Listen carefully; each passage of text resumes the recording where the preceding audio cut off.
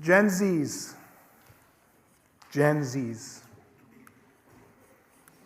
They call you woke. The trophy generation. Sometimes they call you lazy. Your digital natives always attached to your phone. Gamers with no social skills, but a ton of social media skills. You work differently. You do things differently.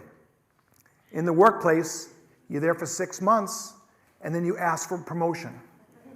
And then even more, you turn around and say, I'd love unlimited vacation time. But you're the generation of work-life balance. It's really important to know that. And then, even more, you turn around and want to start or join social causes like climate change, racial adversity, and police brutality. You're what they call Gen Z. I'm Mark Zides, and I'm the CEO of Core Access. We build learning and talent management programs for all types of companies like Thermo Fisher Scientific, Amazon, Bank of America, Dell. And these new hire and onboarding programs are all meant to deliver training to you when you enter the workforce. In the last 25 years, what we've learned is that your generation and the class that you're coming into these organizations are different. And I hate to say this, but you're not prepared. And to be honest, it's not your fault. And if I'm being truthful, I'm actually part of the problem. Because your parents and guardians wanted to take care of you and coddle you and love you when you were growing up. They wanted to protect you. But did we protect you too much? Did we do too much to not prepare you for the challenging world that we're all in now? It's really difficult in the marketplace. And what's happened is, based on everyone's upbringing, and I'm generalizing, you haven't been given the opportunity to fail. And a lot of this is based upon the way we raised you, us parents, guardians. We set up playgroups. We set up things that were totally organized. We made sure that you all could be successful in your young lives. Guilty as charged. Everyone got a trophy. My 3 great kids they're there with their trophies. You all had tutors and coaches and extra help more than any other generation has in the past. And now we're in a capitalistic world that is very challenging to be successful in. So we didn't give you the opportunity to fail. But you know what? You don't have to fail yourselves. What your generation brings to the market and to the world is incredible. Incredible. Empathy.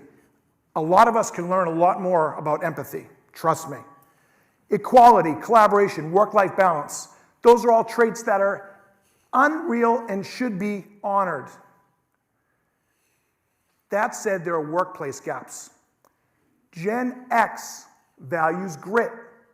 And Gen X are the leaders and the CEOs of these companies who are hiring all of you.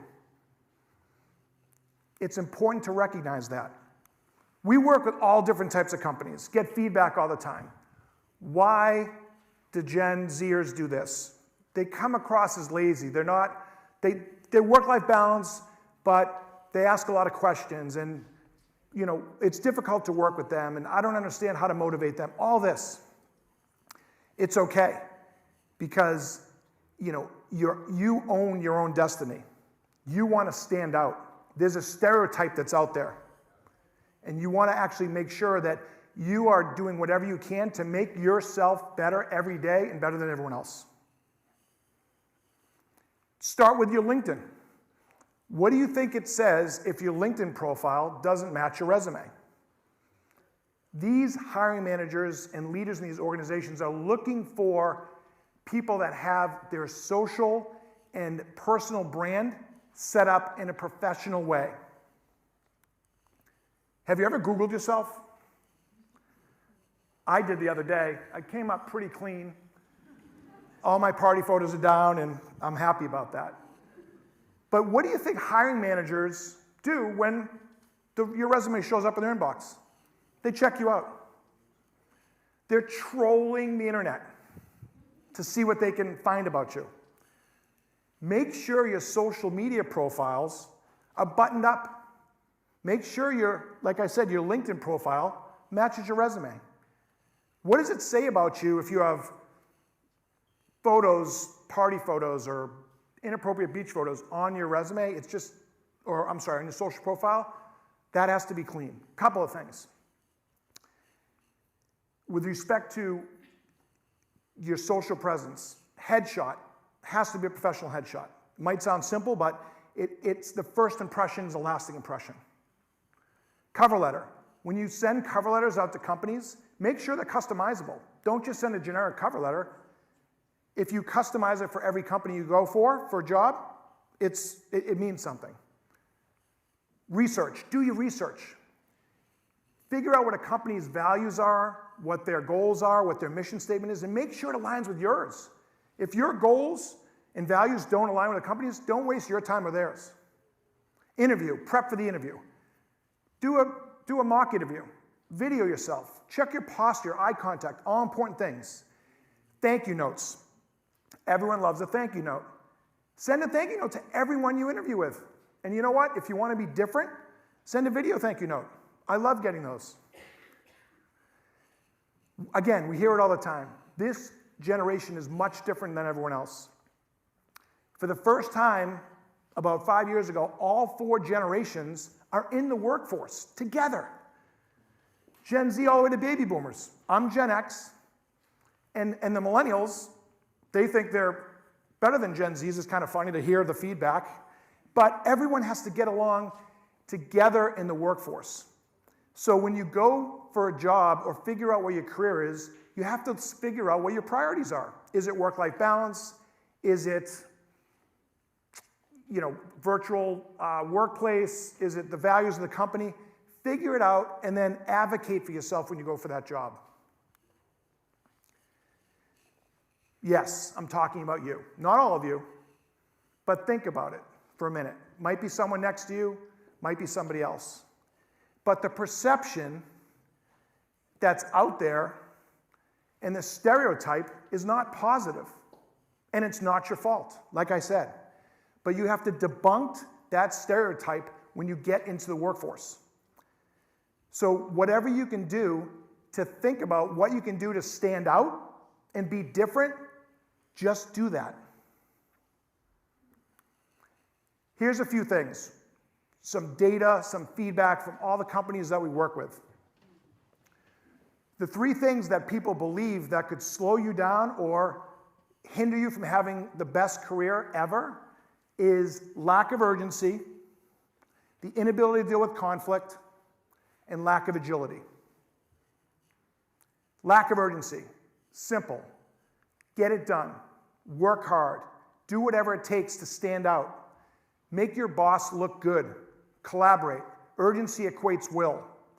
Inability to deal with conflict. This is a tough one. It's probably not your fault because you didn't deal with conflict a lot of times when you were younger. So it didn't translate when you came into the workplace. So in this situation, you have to be a good listener. You have to be able to put yourself in someone else's shoes. You have to be able to look someone in the eye and figure out what the issue is and move toward a common cause or a common solution. Lack of agility. Agile is a word overused, but you know what? When you're in the workforce, you got to move, you got to pivot, you have to actually make things happen. You have to know when you go into a situation that there's different experiences, different biases, different people have different opinions.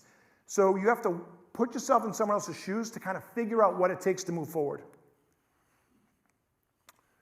We understand, parents, recruiters, hiring managers, that it's a lot tougher now than it was 20 years ago. 20 years ago, you didn't need a master's degree to get a job. You didn't have to get an internship your junior year in college to build your resume. I don't have a master's degree. I don't have an MBA. But what it takes in today's workplace is that you have to actually outwork everyone else. And you have to debunk the stereotype. You are the generation of change, and you know that. So bring it to the table. Use your superpowers. You're curious. You're authentic. You seek impact. Bring your curiosity to work every day. Push the envelope. Use your technology. Challenge people. You're authentic. Authenticity is incredible. Continue to push that. Force these companies to think differently, hire differently, do things differently, and seek impact. Be a trailblazer at work. Make change. Be a difference maker. Think about the people you admire. What do they have? What do they have that you admire about them? Athletes, CEOs, social justice leaders, performers. Let me guess. Grit, determination, perseverance. Those are all traits and characteristics that leaders in these organizations are all looking for. And you all have it. So bring it to the table. So, do you want to be the CEO of a Fortune 500 company? Do you want to be the next social justice warrior who saves the world? Do you want to invent the next life-saving drug? Who do you want to be? Think about it. Tonight, go home, think about it. Make mistakes, fall down, get up, think again. Learn something new every day. Decide who you want to become and become it. Thank you.